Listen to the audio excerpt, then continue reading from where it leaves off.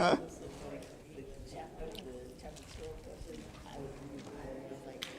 I guess we're gonna get there. And then there was one. I was like, All right, 1 Kings 18, 1 through 18. Who's got a title for this section? Glenn?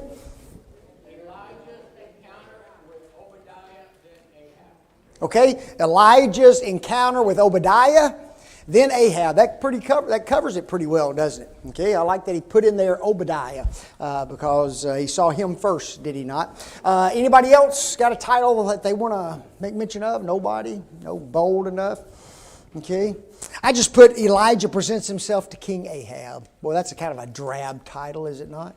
It's kind of drab.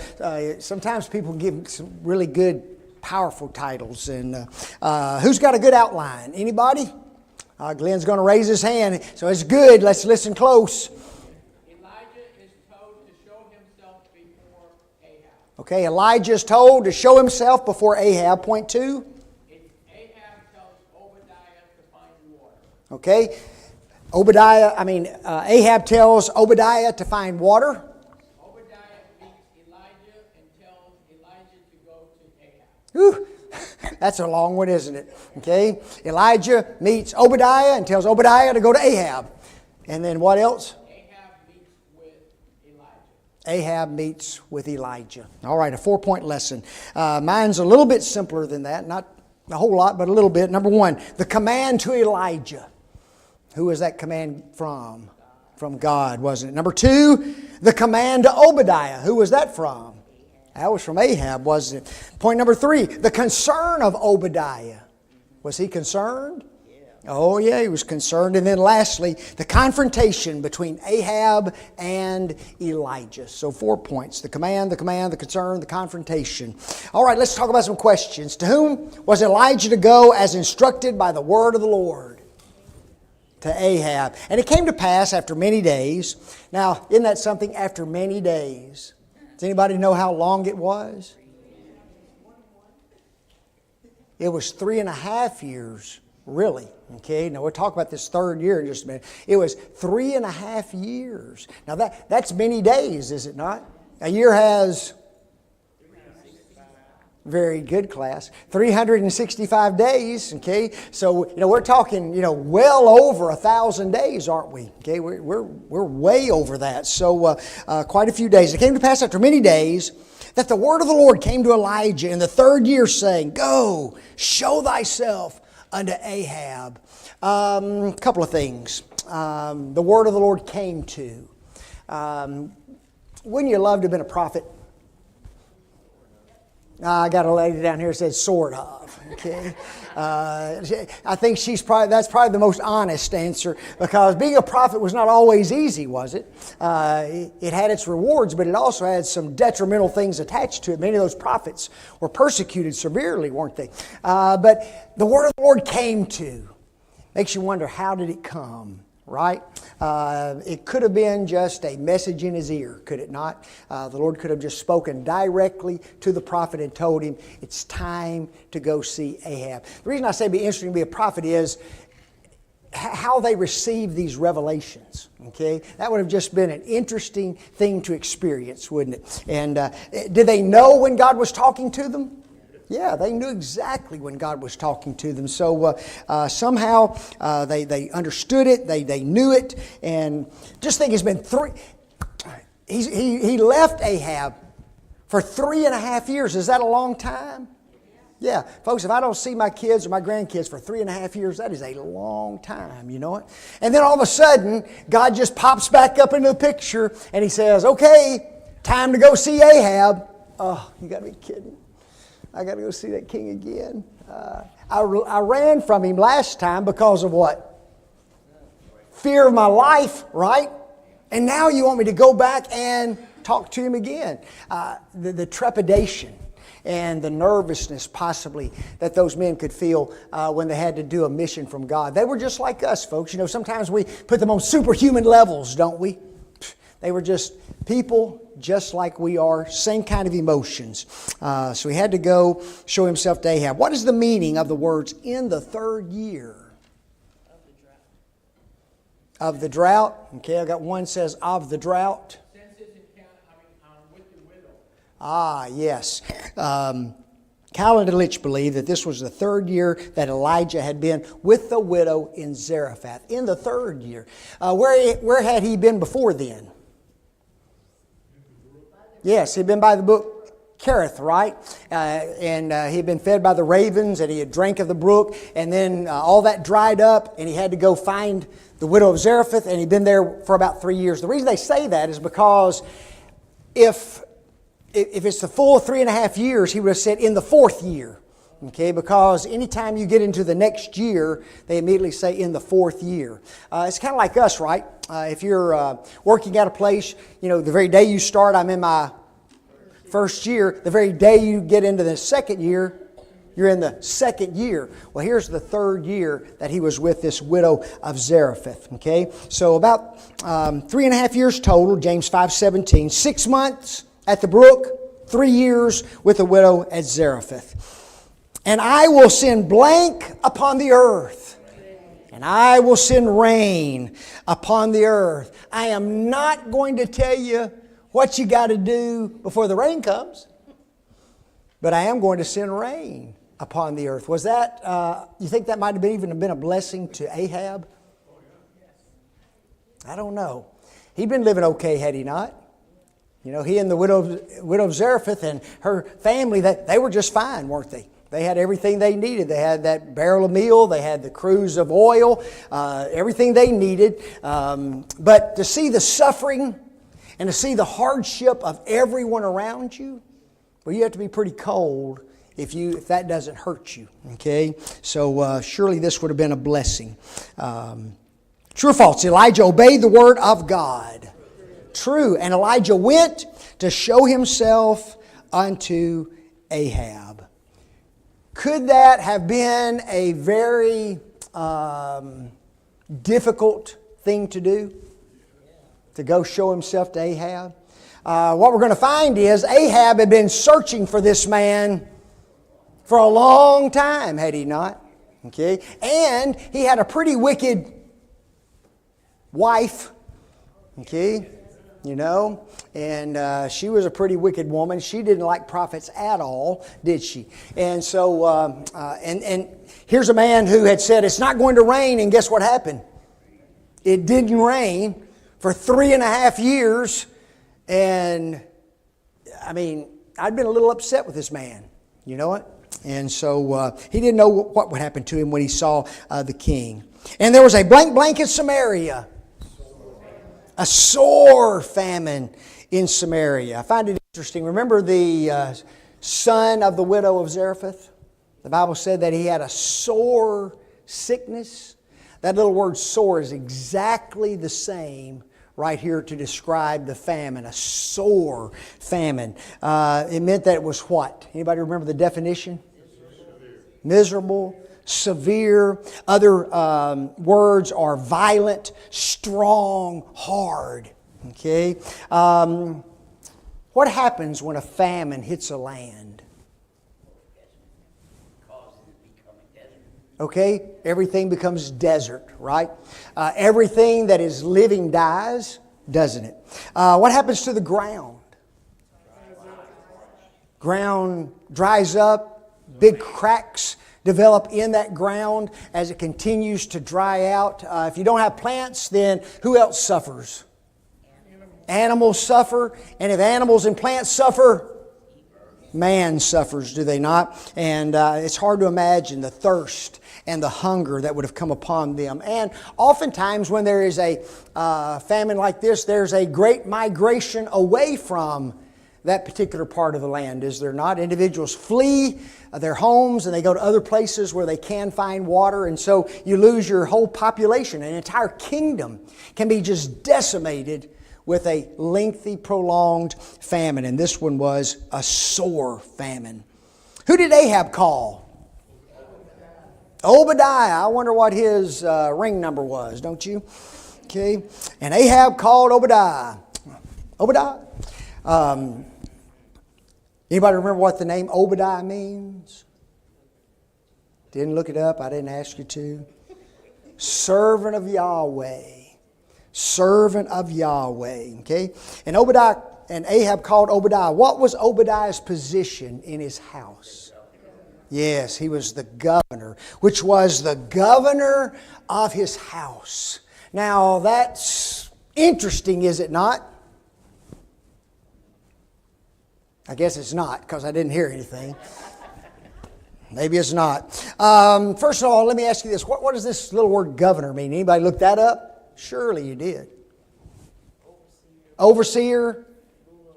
Okay, ruler of the house. Remember Joseph? He was put in Potiphar's house and he became the steward. He became the overseer. And guess what? Potiphar knew nothing about the affairs of his own house, did he? He didn't care. As long as you've got a good, solid man overseeing everything, I don't care. I heard Elvis Presley was like that.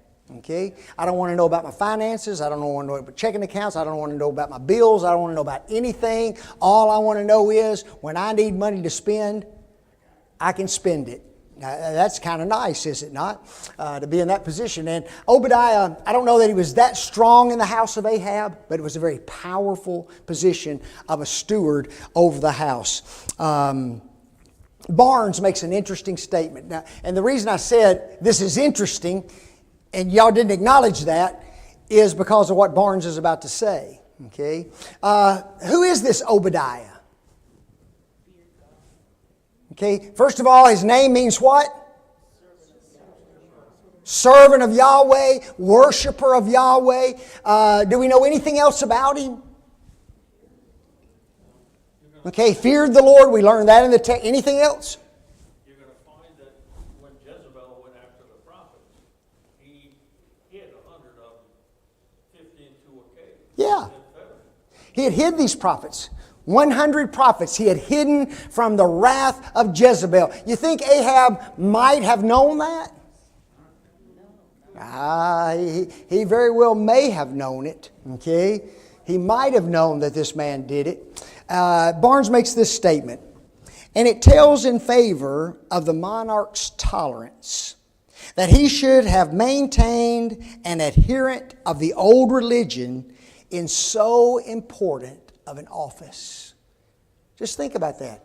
He has hired a prophet of God to be his what? To be his overseer in his house.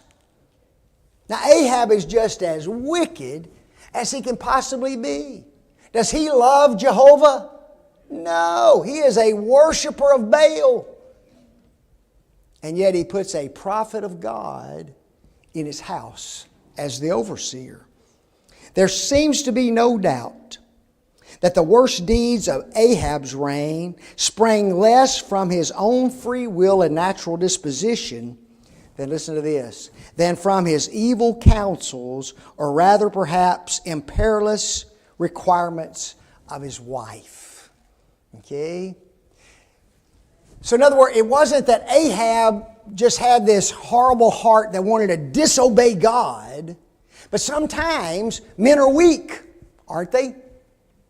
And sometimes women are strong. And you have this strong, bold woman who's his wife, and she's constantly making what? Demands on him, isn't she? And tell him how things need to be done. And guess what he does? What's the old saying? There you go. So he just bowed down to the demands of Jezebel. And who was Jezebel? Daughter of the king of the Zidonians, okay, and a worshiper of Baal. So very, very interesting. And then all of a sudden he needs an overseer, and who's he get? He goes out and gets a prophet of Baal. No, he goes out and gets a prophet of God and puts him in that place. Why? Wouldn't you love to ask him that one day? Why'd you do that? He may tell us this, well, at least I knew he was honest. You know, if you're going to have somebody over your house, you want somebody that's honest, don't you? I just wrote down this. Ahab was a weak man. He was not a courageous man. And he was a man who was easily led by other people. Okay, folks, we don't need those kind of men in leadership.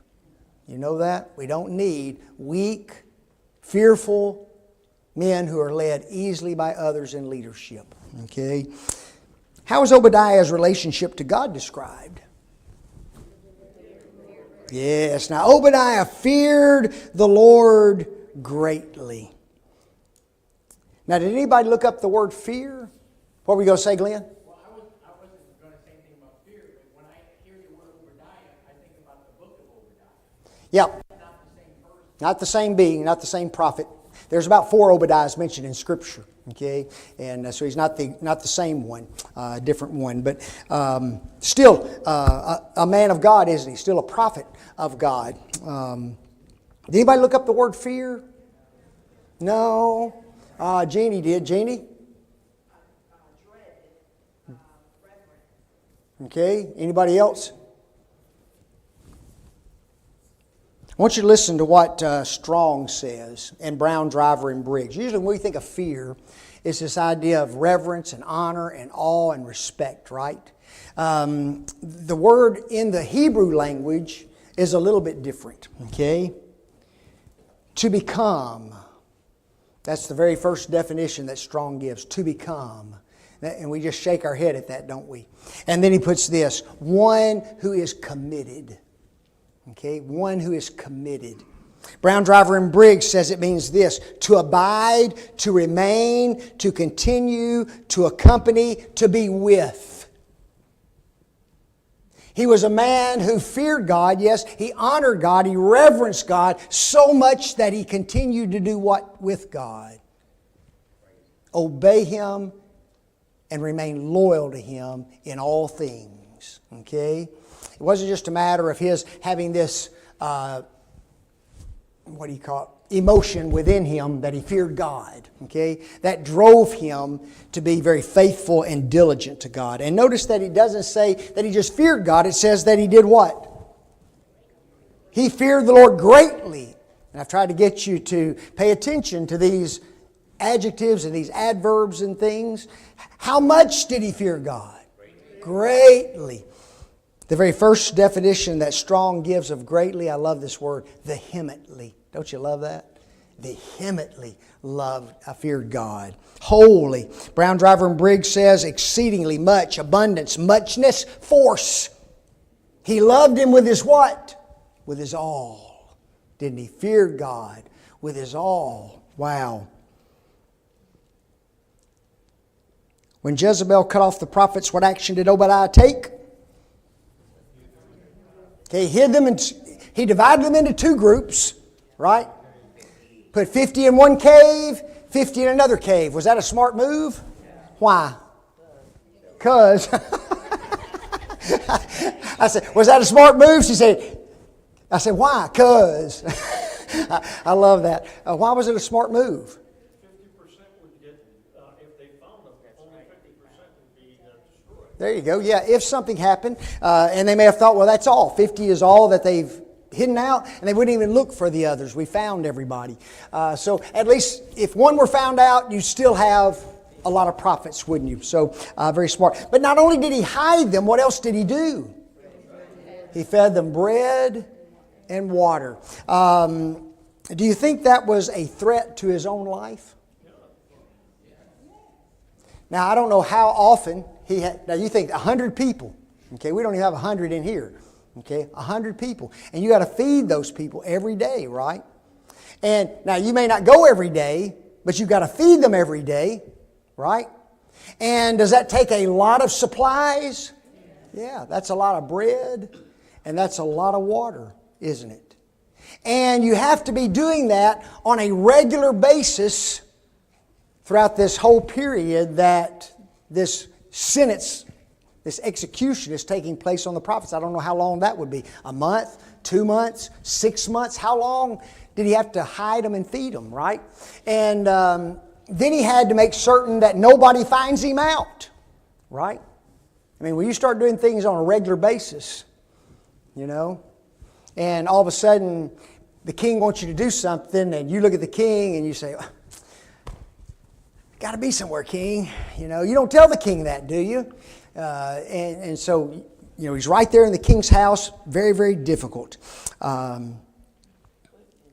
What's that? Now, this was during the famine he was doing this, or do we know? Not exactly sure when everything occurred, Okay? We just know that at some time Jezebel had authorized the killing of the prophets. Okay? And he saved them. It could have been partly during the famine. We don't know that for certain. And if it were, it would have been even more difficult, wouldn't it? I wrote this lesson down. How many of us would have defied the queen and would have hidden the prophets of God as Obadiah did? Now, if I ask that in this particular setting, and you're a faithful Christian, you know what you're going to do? I would have done it. Because right now it's what? Right now it's just an intellectual process, is it not? I'm not really confronted with the situation. And in my mind, I want to think what? Oh yeah, I'd have been faithful to God. I'd have done exactly what I'd taken that food down there every day. We like to think we would. But, how many of the small things, even today, are we not faithful in? Small things, not big things, that are going to cost you your life. How many of the small things are we not faithful in? 2, are we individuals who are overcome with fear?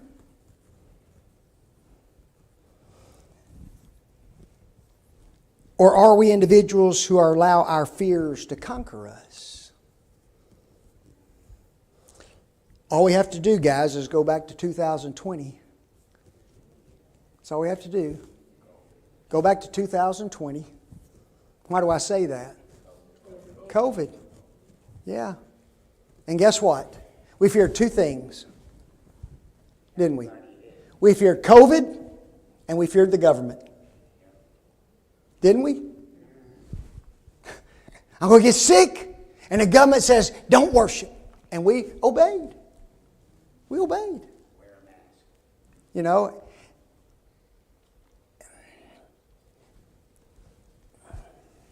And yet, when we're presented something intellectually like this, we immediately raise our hands and say, oh yeah, I would have been an Obadiah back then.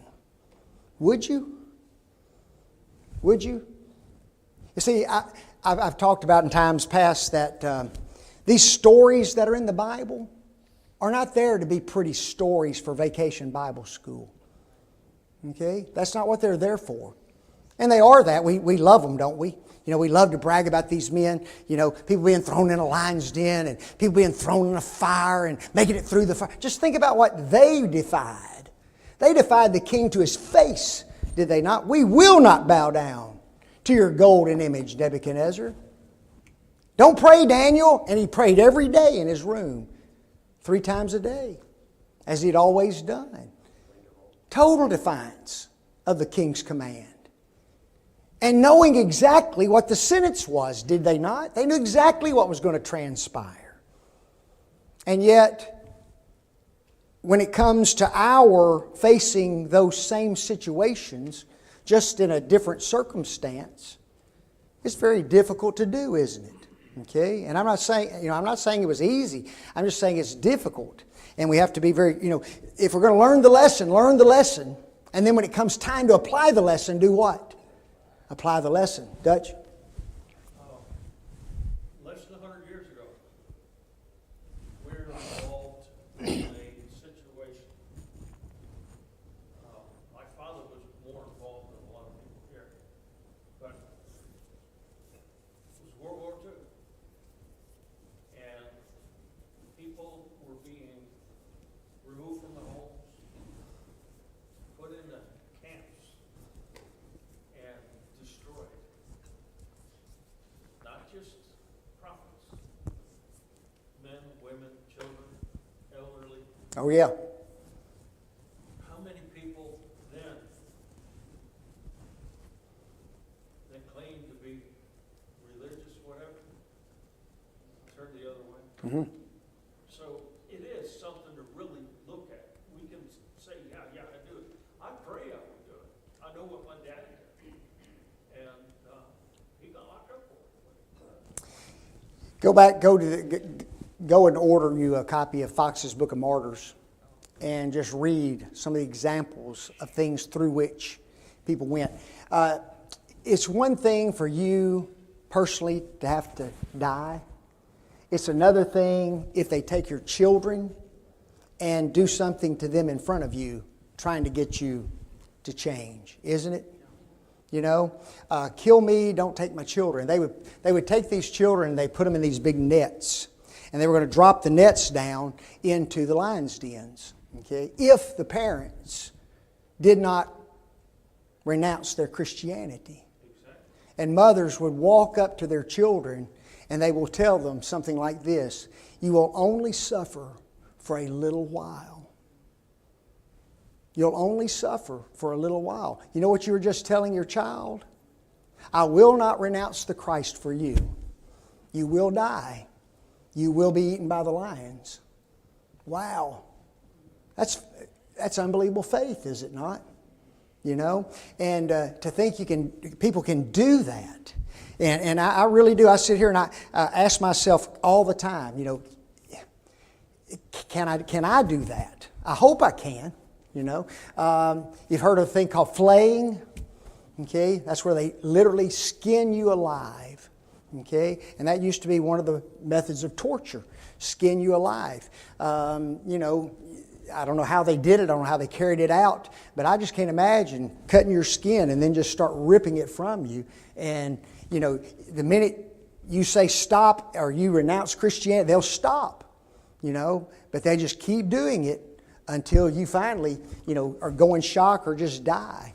Pretty wicked. Glenn? I remember years ago when we were having a Bible class for an area on denominations, and one of the visitors asked you the question about what would you do if they were going to kill your wife, and you said you would continue to do that, and they were so mad they got off and left. Yep. And again, that's in my mind because it's not real yet, is it? You know, but in my mind, I want to hope that I have enough faith to do what God wants me to do, you know, and not yield. And you never know until you're faced with the test. You know, it's pretty tough. Pretty tough. Where did Ahab instruct Obadiah to go to find grass?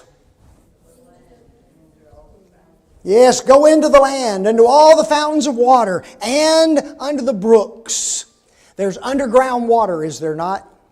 And sometimes that underground water is pretty plenteous. Sometimes, however, it's very difficult to find, is it not? And difficult to get. You know, sometimes it's just barely a trickle out of something, okay? But when you've had a famine for 3.5 years, is it much easier to find a brook or a fountain? I think it'd be harder. No, it's easier. Because wherever there's some water, there's going to be a little bit of what? A little bit of life, right? You can see a little bit of greenery, a little grass, whatever it is. And that's the reason that he went, was it? He wanted him to find grass in those areas, okay? Why was grass needed? Yes, peradventure we may find grass to save the horses and mules alive, that we lose not all the beasts. It had been 3.5 years, and somehow, some way, they had preserved the life of their animals. Hadn't they? Now they're getting concerned about the life of them. Now there may have been some die, and I'm certain there probably was, but they still had their beasts, and that's why they're out looking for this grass so they can keep them alive. How do you think they did that for 3.5 years? Probably had some hay in storage, did they not? Don't farmers do that today? You can store that hay up and you can hold on to that hay for quite some time as long as it doesn't get diseased, insects, doesn't get a lot of water on it. It can last quite some time. So they may have had good storehouses of both water and grain, and then all of a sudden it's gone. True or false? Ahab and Obadiah went together and passed through the land. No. False. So they divided the land between them to pass through it. Ahab went one way by himself, and Obadiah went another way by himself. Two are better than one, aren't they? Two are better than one. Who did Obadiah meet in the way? Elijah. He met Elijah. Man. Ask a question. Well, who was Elijah commanded to go see? Ahab, right? Who does Elijah first meet? Obadiah. Now they're both out walking around through the land, right? My question was this: is this a providential meeting? What I mean by that, did God bring this meeting to pass? And then when you ask that, you wonder, well, why didn't he just let him meet Ahab first? Because this prepares him better to speak with Ahab, gets all the information. Hopefully. There's got to be a reason there, doesn't there, for some reason. What question did he ask Elijah? Art thou that my Lord Elijah? Now the Bible says that he recognized him, didn't he? But he is in the middle of a famine. He may have been a little bit thirsty. So he may have thought that I'm seeing things. No, I'm just kidding about that. Okay? Even though he recognized the prophet, he asked him to confirm his identity, did he not? Are we asked to do that sometime? Confirm our identity? Oh yeah, all the time, aren't we? Elijah lied about his identity. False. And he answered him, I am. There was no need for Elijah to lie. He was on a mission from God to see the king, was he not? What was Obadiah to tell Ahab? Behold, Elijah is here. And what did Ahab think about that? I mean, what did Obadiah think about that? He immediately asked a question, did he not? What? Have I sinned? Isn't that a weird statement? That is a weird statement, is it not? And in my notes, and I go into a little bit of depth in it, when you're in a communication process with someone, okay, there's 7 factors involved in a communication process, and one of them is environment. Okay, an environment. And that environment impacts how we communicate with one another, right? Now, Obadiah had been in one environment, right? And Elijah had been in a totally different environment. And now the two come together, and guess what? Elijah has no clue about the environment that Obadiah had been living in. Okay? And so it messed up the communication process a little bit, did it not? I mean, I want you to think about that. Here's a prophet of God, tells another prophet of God, go tell Ahab that I'm here. What, have I sinned? Well, we're not even talking about that. I told you to go get the king. Well, why was he so scared?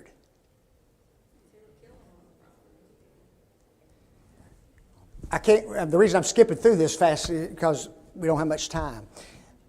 Ahab had gone through nation after nation after nation after nation asking, have you seen the prophet? Have you seen the prophet? Have you seen the prophet? And what was the answer every time? No. And what was Obadiah's fear?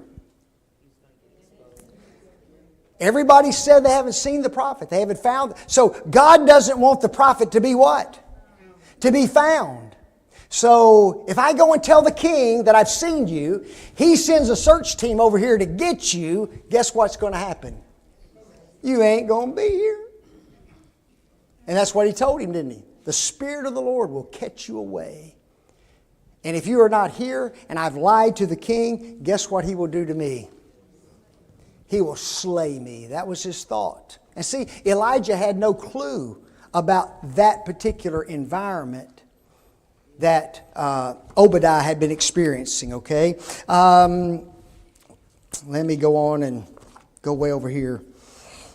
What promise did Elijah, this is number 25, what promise did Elijah make to Obadiah?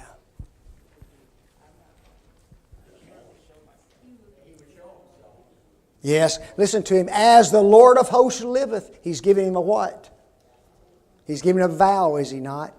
As sure as God is alive, before whom I stand, I will surely show myself unto him today. Did they meet? What was the very first question Ahab posed to the prophet? Ah, yes, and it came to pass when Ahab saw Elijah, that Ahab said unto him, Art he that troubleth Israel? What a question, wasn't it? True or false? Elijah had troubled Israel. I got one no. Well, why then would Ahab even say that?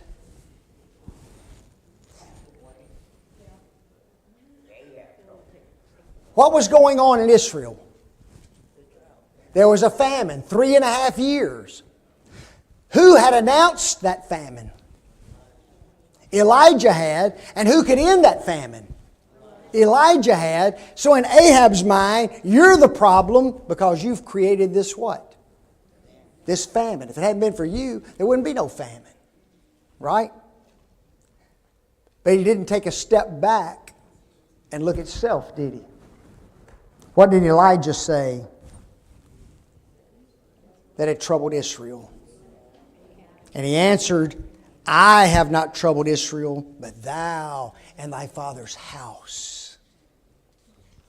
When a preacher preaches on certain topics, sometimes people get mad.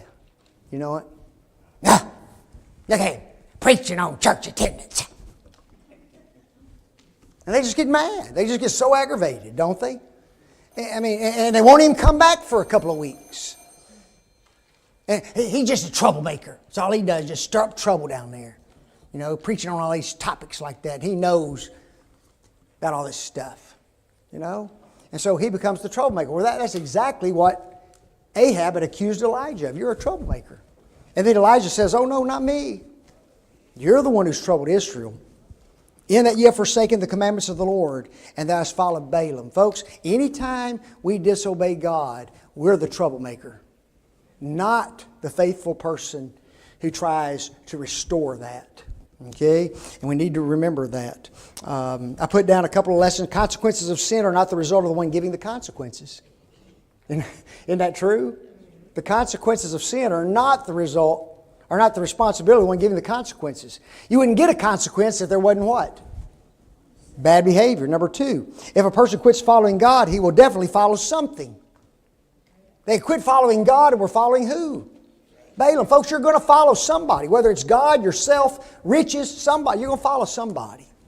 And the last one, anyone who forsakes God causes trouble for his home, for society, and for the church. Don't forsake God, folks. Very, very good. That's sort of like big brother, getting squealed on by little brother and saying, well, you got me in trouble. That's exactly right. Almost exactly the same thing. Yep.